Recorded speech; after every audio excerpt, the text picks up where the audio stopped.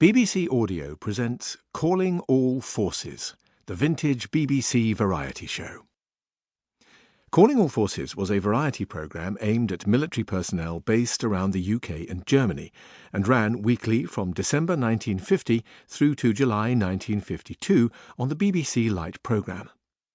Forces were first stationed in Germany following the end of the Second World War and became known as the British Army of the Rhine and RAF Germany. The show was written by Bob Monkhouse and Dennis Goodwin. It had a typical variety format and was described at the time as the biggest show on the air. It became a showcase for aspiring young comedians, including Peter Sellers, Harry Seacombe, Tony Hancock, Jimmy Edwards, Cyril Fletcher, Benny Hill, Kenneth Horne, Bill Kerr, and Bob Monkhouse himself. Let's take a moment to hear Bob Monkhouse talk to Bob Sinfield about Calling All Forces.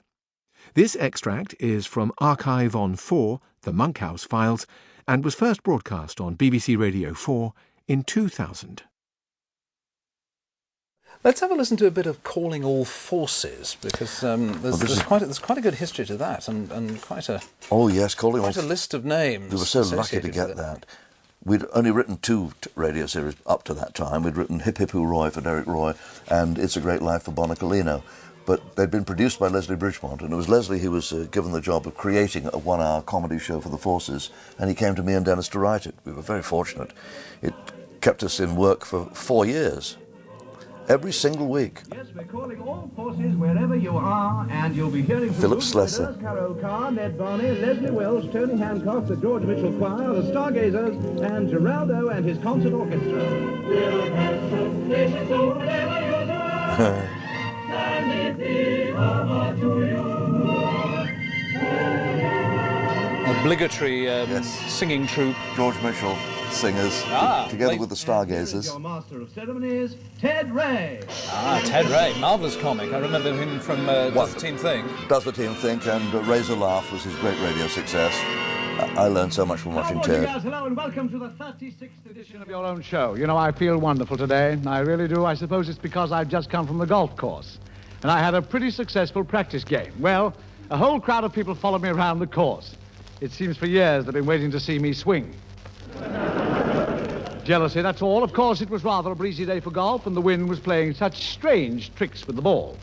I drove off at the 9th hole, my caddy opened his mouth to yawn, and now he's the only man in England with 2 Adam's apples.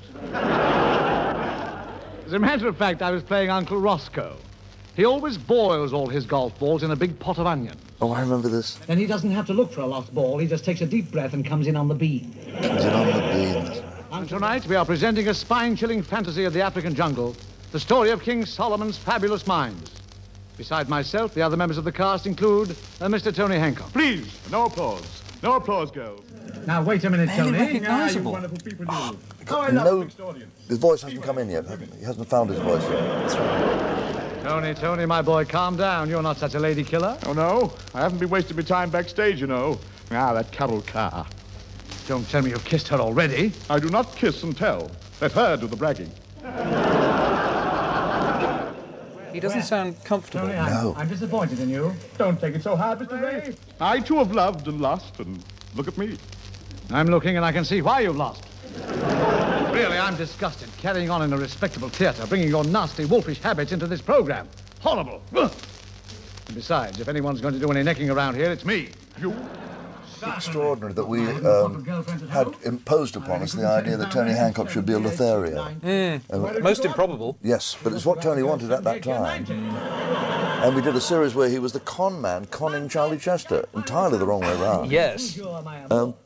But the comedians would make these demands of the script. As long as we could make Ted Fat sound quick and slick and funny, that's really all we cared about. Hancock was very particular about his writing. He put Galtman and Simpson through hell, didn't Yes, he? yes, he Doing did. rewrite after rewrite. No, we can do better. Yes, but of course Galtman and Simpson very brilliantly, as only Alan and Ray could have done. I don't think Dennis and I could have done it. Homed in on all Hancock's actual characteristics and slowly exaggerated them to the point where he would almost recognise himself, but not quite. So the pomposity was used, so the pretentiousness was used, so the stinginess was used, the self-admiration. All those things went into the script. To keep listening to this audiobook for free, click the link in the description. It will take you to a free Audible trial where you can listen to this and many other books for free for 30 days.